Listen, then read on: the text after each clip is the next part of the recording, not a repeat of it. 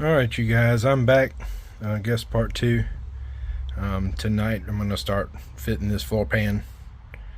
I believe I got a little bit too much cut out right here along that edge, but as you can see, none of my ribs are lining up, so I'm going to cut off a little bit back here all the way across, and hopefully that will allow me to slide the floor pan back some, and then I won't have quite as much gap back here. But the old floor pan was actually good right here, so if I need to, I'll take and just cut a section out of the old floor pan right here in this bin, and I'll add some to the floor pan. That way, once I'm ready to sit it in and spot weld it up, I'll be able to just sit it in, and I won't have to actually weld nothing to the body of the Jeep. I'll just weld it solid across the floor pan, and then I'll just be able to put my spot welds all the way around. So I'm going to take this floor pan out, go ahead and trim a little bit off the back, and then we'll come back and see how it fits, and I'll kind of keep y'all updated along the journey. Okay, I cut off right along the back here, and so now you can see I got a pretty tight seam. I need to flare that out just a little bit up in there, but I'm gonna have to add a little bit of metal from about where that white line is right there all the way across this side right here, because I want to overlap and then drill it and spot weld it. So I'm gonna take that existing, or the old floor pan, and cut some metal off of it and just add me a strip all the way across, and I'll weld it up solid. And I need to flare this out just a little bit along here. As you can see, it touches up in here, but once you get back in here, the floor pan is sticking out further than the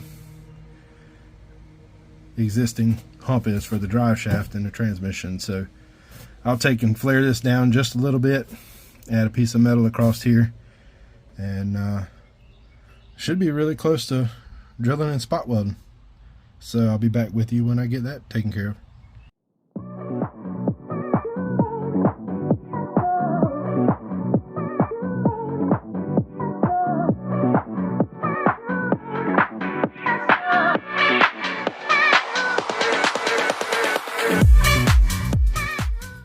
Alright, so I'm back with you. So what I did basically was just took the old floor pan down there, cut a strip out of it that I needed.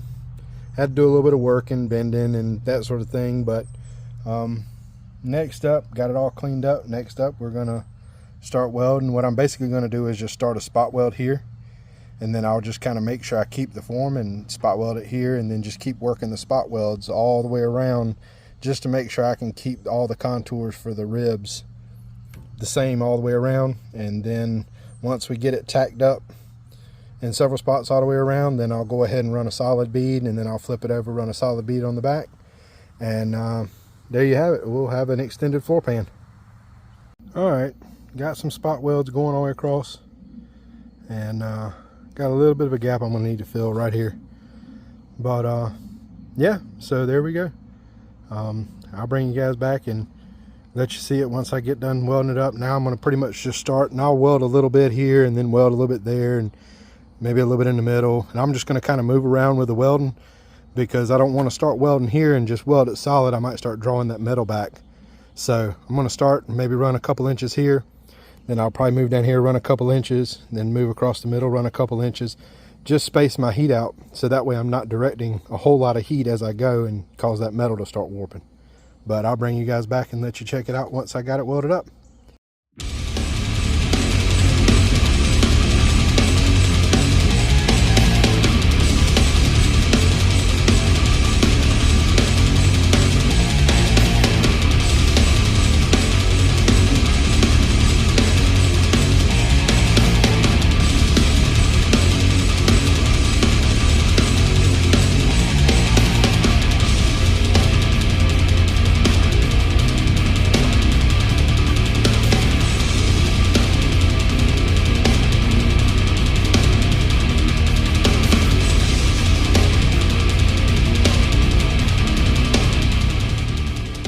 Alright guys, it's gotten dark on me, as you can tell.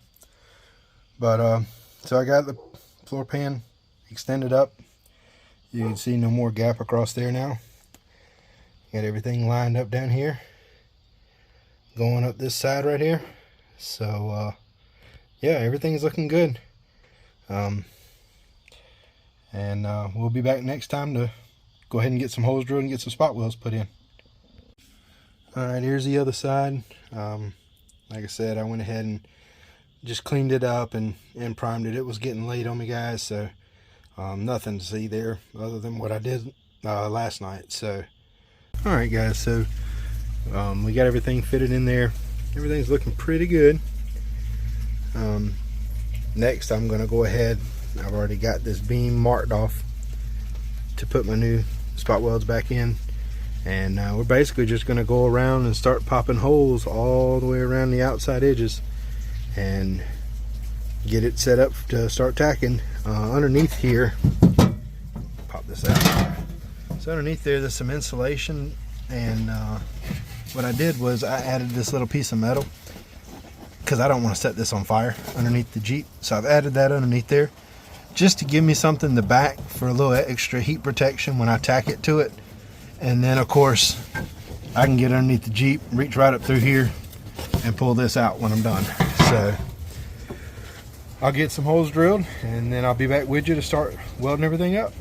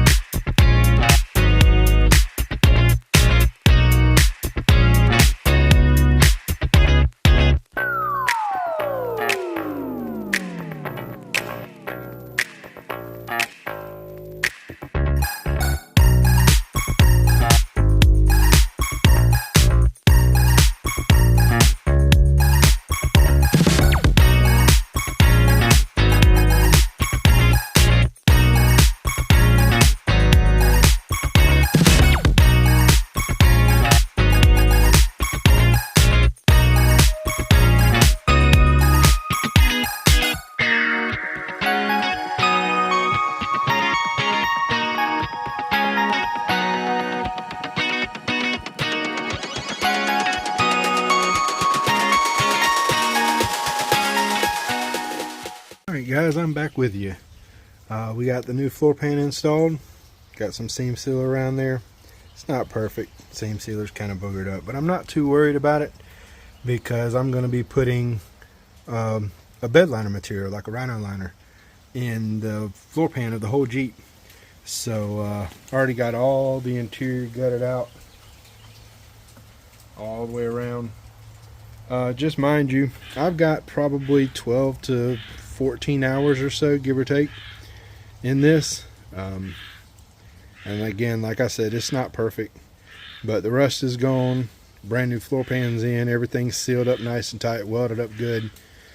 So any of you that are worried about it, or you know, scared to try to cut into the floor pan of your vehicle, don't be worried about it. If you got a little bit of mechanical aptitude about you, got some welding skills, a little bit of metal skills, it can be done.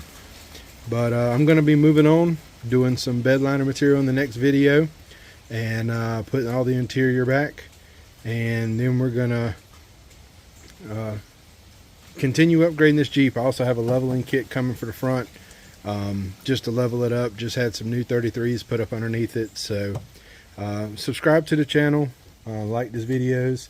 If you want this content, I'm pretty much just going to keep this channel going with things that I'm building or working on and stuff like that. So if you have anything you'd like to see, let me know. Put it in the comments, and I'll see you guys on the next one.